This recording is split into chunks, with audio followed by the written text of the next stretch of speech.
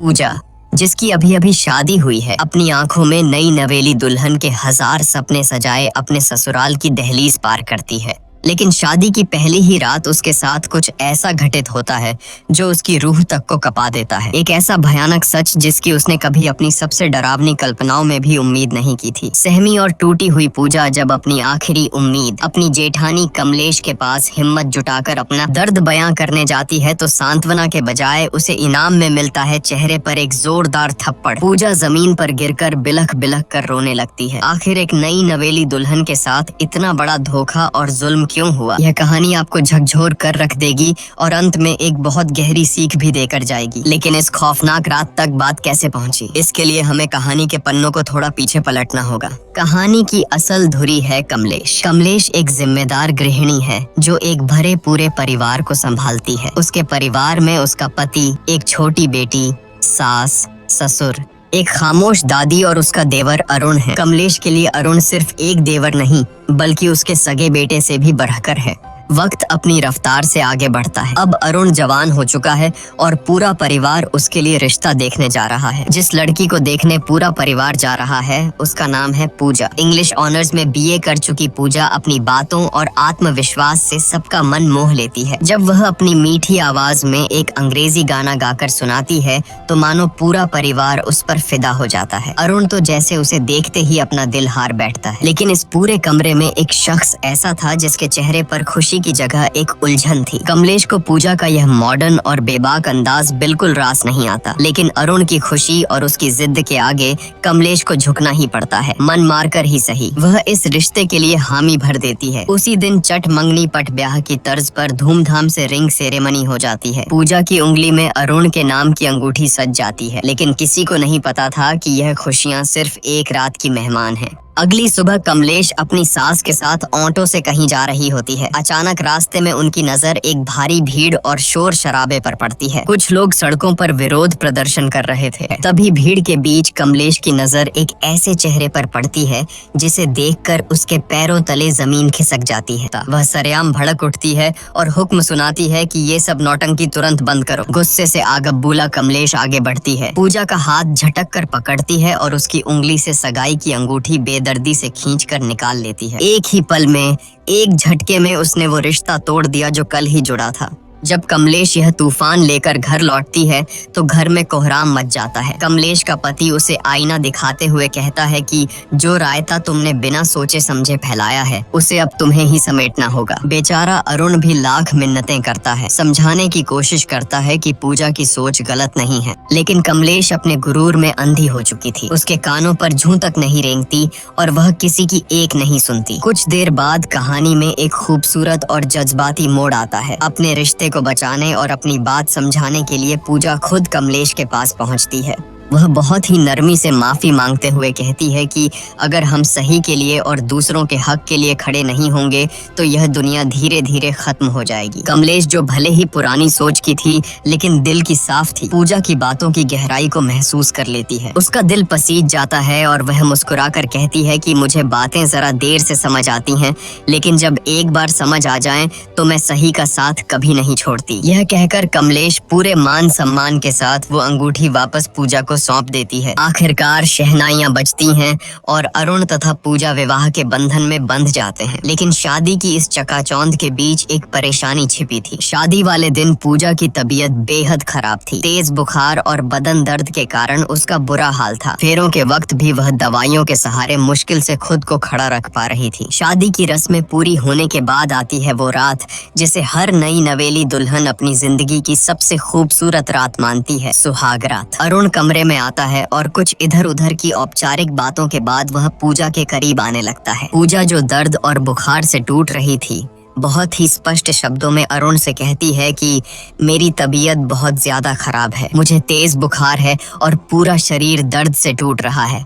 Please आज हम कुछ भी नहीं करेंगे। लेकिन अरुण पर जैसे हवस और पति होने के गुरूर का भूत सवार था। उसने पूजा की एक न सुनी। पूजा के लगातार मिन्नतें करने, रोने और मना करने के बावजूद अरुण ने अपनी मर्दानगी के अंधे नशे में उसके साथ जबरदस्ती की। नई दुल्हन के वो सुनहरे सपने उसी बिस्तर पर बुरी तरह कुचल दिए गए। सुबह की किरणें कमरे में आईं, लेकिन पूजा की दुनिया में हमेशा के लिए अंधेरा छा चुका था। वह दर्द और सदमे से कराहते हुए बस रोए जा रही थी। अरुण उसे चुप कराने की कोशिश करता है, मानो कोई बहुत मामूली बात हुई हो। वह बड़े हक से कहता है कि अरे मैं तुम्हारा पति हूँ, यह तो मेरा हक है। शादी के बाद तो यह सब होता ही है। यह सुनकर पूजा के अंदर का दर्द एक चीख बनकर फूट पड़ता है। वह बिलखते हुए अरुण की आंखों में देखती है और कहती है कि हक तूने मेरा किया है। शब्द सुनकर अरुण सन्न रह जाता है, लेकिन अपनी घिनौनी हरकत पर शर्मिंदा होने के बजाय उसकी मर्दानगी को चोट लग जाती है। वह गुस्से से आगबूला होकर कहता है कि अगर तुझे लगता है कि मैंने कुछ गलत किया है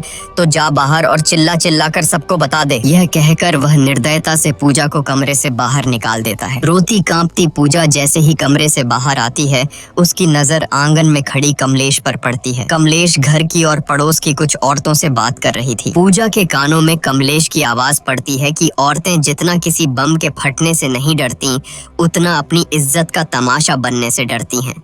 यह एक वाक्य पूजा के सीने में किसी जहरीले तीर की तरह चुभ जाता है। उसे तुरंत समझ आ जाता है कि जिस समाज और परिवार में वह खड़ी है, वहाँ अगर उसने अपना मुंह खोला तो उसे न्याय नहीं मिलेगा, बल्कि इस घर में उसी की इज्जत का सरेआम तमाशा बन जाएगा। समाज और बदनामी के इसी खौफ से हारकर एक जीती जागती हक के लिए लड़ने वाली लड़की अपने आंसू पीते हुए खामोशी से वापस उसी घुटन भरे कमरे में लौट जाती है। उसके मासूम दिल में कहीं न कहीं यह उम्मीद बची थी कि शायद अरुण को अपनी हैवानियत का एहसास हुआ होगा। शायद वह अपनी गलती मानेगा और उससे माफी मांगेगा। लेकिन अरुण का रवैया देखकर पूजा के पैरों तले बची खुची जमीन भी खिसक गई। पूजा पहले से ही असहनीय दर्द में थी, लेकिन अरुण ने अपनी हवस को प्यार का नाम देकर एक बार फिर उसके साथ जबरदस्ती की। पूजा अंदर तक टूट चुकी थी। उसे समझ आ गया था कि जिसे दुनिया पति पत्नी का प्यार कहती है, वह उसके लिए सिर्फ और सिर्फ एक वैवाहिक बल था, जिसके खिलाफ वह कुछ नहीं कर सकती थी। अगली सुबह कमलेश की नजर छत की बाउंड्री पर गुमसुम खड़ी पूजा पर पड़ी। पूजा की आंखों की वीरानी और उसका खामोश चेहरा देखकर कमलेश का दिल धक से रह गया। कमलेश के लाख पूछने पर भी पूजा ने रात का वह खौफनाक सच नहीं बताया। कमलेश समझ गई कि कुछ तो बहुत गलत हुआ है और वह बिना ज्यादा सवाल किए पूजा को उसके मायके छोड़ आई। मायके पहुंचकर पूजा ने सोचा कि शायद दुनिया में एक माँ ही है जो अपनी बेटी का दर्द समझ सकती है। उसने अकेले में अपनी माँ को बीती रात की सारी सच्चाई और अरुण की दरिंदगी के बारे में बता दिया। लेकिन जो जवाब उसकी सगी माँ ने दिया, वह अरुण की हैवानियत से भी ज्यादा खौफनाक था। माँ ने उसे सीने से लगाने के बजाय समझाते हुए कहा कि पति पत्नी के बीच ये सब तो होता ही है, शादी की है तो ये सब तो निभाना ही पड़ेगा। इसमें ना कहने वाली क्या बात थी? इसी से तो परिवार और वंश आगे बढ़ता है। अपनी ही माँ के मुंह से ये शब्द सुनकर पूजा सन्न रह गई। रही सही कसर माँ ने इमोशनल ब्लैकमेल करके पूरी कर दी। घर की गरीबी का वास्ता देते हुए उसने पूजा को तुरंत ससुराल वापस लौटने का हुक्म दिया और धमकी दी कि अगर वह वापस नहीं गई तो वह अपनी नस काटकर जान दे देगी। अपनों से मिले इस धोखे के बाद बेचारी पूजा के पास कोई रास्ता नहीं बचा था। वह एक जिंदा लाश की तरह कमलेश के साथ वापस लौटने लगी। सफर के दौरान एक जगह वॉशरूम जाने के बहाने पूजा ऑटो से उतरी। यह उसकी जिंदगी का सबसे बड़ा फैसला था। उसने पीछे मुड़कर नहीं देखा और वहाँ से चुपचाप भाग निकली। कमलेश ने उसे पागलों की तरह हर जगह ढूंढा, लेकिन पूजा का कोई सुराग नहीं मिला। घर पहुंचकर जब कमलेश ने यह खबर दी तो पूरे परिवार में हड़कंप मच गया। सबने पूजा को ढूंढा, लेकिन वह जैसे हवा में गायब हो गई थी। हारकर कमलेश ने पूजा की दोस्त सोना को फोन मिलाया, जो एक एनजीओ में काम करती थी। सोना ने कहा कि उसे पूजा के बारे में कुछ नहीं पता, लेकिन वह उसे ढूंढने की पूरी कोशिश करेगी। आखिरकार सोना की तलाश पूरी होती है। पूजा उसे एक सुनसान पार्क के कोने में गुमसुम किसी सहमी हुई बच्ची की तरह बैठी मिल जाती है। जब कमलेश वहां पहुंचती है तो पूजा हिम्मत जुटाकर अरुण की उस खौफनाक रात की सारी दरिंदगी और सच्चाई कमलेश के सामने उगल देती है। लेकिन सालों से अरुण को अपने बेटे की तरह पालने वाली कमलेश का अंधा विश्वास सच्चाई पर भारी पड़ जाता है। सच सुनने के बजाय कमलेश का गुरूर टूटता है और वह गुस्से में आकर पूजा के गाल पर एक जोरदार थप्पड़ जड़ देती है। वह चिल्लाती है, और पूजा को लगभग घसीटते हुए वापस उस कैद खाने में ले आती है। भले ही कमलेश ने पूजा को थप्पड़ मार दिया था, लेकिन एक औरत होने के नाते उसके अंदर शक का एक बीज बोया जा चुका था। वहीं दूसरी तरफ हम देखते हैं कि हनीमून के खूबसूरत वादियों में पूजा अंदर से पूरी तरह वीरान और खौफजदा थी। वह अरुण से एक आखिरी उम्मीद के साथ बात करने की कोशिश करती है, लेकिन अरुण की आंखों में प्यार नहीं, सिर्फ एक भूखे भेड़िए जैसी हवस थी। वह एक बार फिर पूजा की चीखों और आंसुओं को अनसुना करते हुए उसके साथ जबरदस्ती करता है। बेचारी पूजा उस बिस्तर पर तड़पने और रोने के अलावा कुछ नहीं कर पाती। वह जिसे अपनी जिंदगी का साथी समझकर समझाने गई थी, वह सिर्फ एक झल्लाद निकला। पूजा को उस रात पूरी तरह समझ आ गया था कि अरुण की नजरों में वह कोई पत्नी या प्यार नहीं, बस उसकी हवस मिटाने का एक बेजान जरिया भर थी। पूजा की जिंदगी एक जीते जागते नर्क में बदल चुकी थी। एक रात खौफ से कांपती पूजा खुद को बाथरूम में बंद कर लेती है। बाहर से अरुण दरवाजे को पीटते हुए उसे बाहर आने का हुक्म देता है। अंदर से डरी सहमी पूजा रोते हुए कहती है कि आज मैं तुम्हारे करीब नहीं आ सकती, मेरे पीरियड्स शुरू हो गए हैं। लेकिन एक हैवान के सिर पर सवार हवस को भला कोई कैसे रोक सकता था? अरुण का जवाब किसी भी इंसान की रूह का पाने के लिए काफी था। वह बेशर्मी और क्रूरता से कहता है कि मुझसे झूठ मत बोल, दरवाजा खोल, मुझे देखना है। यह सुनकर बाथरूम के अंदर खड़ी पूजा की जान सूख जाती है। उसे समझ आ जाता है कि यह दरिंदा उसकी कोई बात नहीं मानेगा। इसी खौफ और बेबसी के बीच पूजा की नजर वहां रखी एक ब्लेड पर पड़ती है और सीन यहीं कट हो जाता है। अगली सुबह घर में कोहराम मच जाता है। सबको पता चलता है कि पूजा अस्पताल में है और उसकी हालत बेहद नाजुक है। पूरा परिवार बदहवास हालत में वहां पहुंचता है। अरुण बड़ी चालाकी से कमलेश और बाकी घर वालों को गुमराह करते हुए कहता है कि उसे औरतों वाली कोई अंदरूनी दिक्कत थी, शायद उसी वजह से ये हालत हुई है। लेकिन जब कमलेश अंदर जाकर लेडी डॉक्टर से बात करती है तो डॉक्टर जो सच बताती है वह सुनकर कमलेश के पैरों तले जमीन ही नहीं खिसकती, बल्कि उसका पूरा वजूद हिल जाता है। डॉक्टर भारी आवाज में बताती है कि पूजा के उन नाजुक हिस्सों पर ब्लेड से गहरे कट लगे हैं और बहुत ज्यादा खून बहने की वजह से उसकी यह हालत हुई है। यह सुनकर कमलेश सन्न रह जाती है। वह तुरंत खुद को संभालती है और घर वालों को वापस भेज देती है, यह कहकर कि वह पूजा के पास रुकेगी। होश आने पर जब कमलेश पूजा के पास बैठती है तो पूजा आंसुओं में डूबकर वह कड़वा सच उगलती है जिसने उसे इस हद तक जाने पर मजबूर किया। यह दर्द सुनकर कमलेश अंदर तक टूट जाती है। उस रात जब कमलेश घर लौटती है तो पूजा के दर्द को महसूस करने के लिए वह खुद बाथरूम में जाती है और हाथ में वही ब्लेड उठाती है। वह उस ब्लेड को अपनी त्वचा पर रखकर वही करने की कोशिश करती है जो पूजा ने किया था, लेकिन ब्लेड की हल्की सी चुभन से ही उसके हाथ कांप जाते हैं।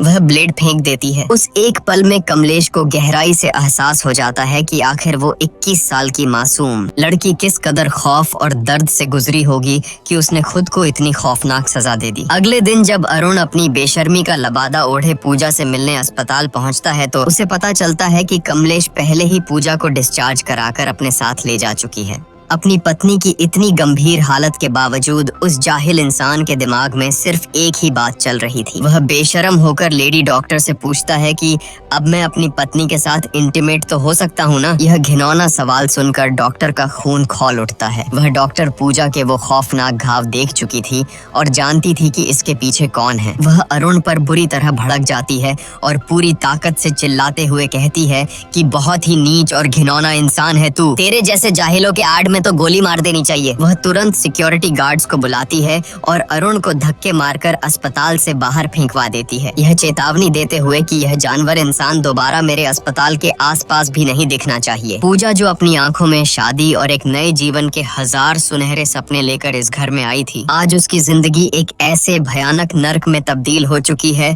जहां उसका ही पति उसका सबसे बड़ा मुजरिम बन गया है। प्यार और हक के नाम पर पूजा ने जो झेला है वो मौत से भी बदतर था। लेकिन अब जब पूजा मौत के मुंह से वापस लौट आई है और उसे उस कमलेश का साथ मिल गया है जो कल तक उसी के खिलाफ खड़ी थी, तो अब आगे क्या होगा? आपके हिसाब से अब पूजा को क्या कदम उठाना चाहिए? क्या उसे अरुण को माफ कर देना चाहिए या उसे ऐसी सजा देनी चाहिए जो एक मिसाल बन जाए? अपनी राय हमें कमेंट्स में जरूर बताएं। वीडियो को लाइक करें और चैनल को सब्सक्राइब करना बिल्कुल न भूलें ताकि पूजा की कहानी का अगला और सबसे अहम हिस्सा आते ही आप तक पहुँच सके। मिलते हैं बहुत जल्द कहानी के अगले भाग।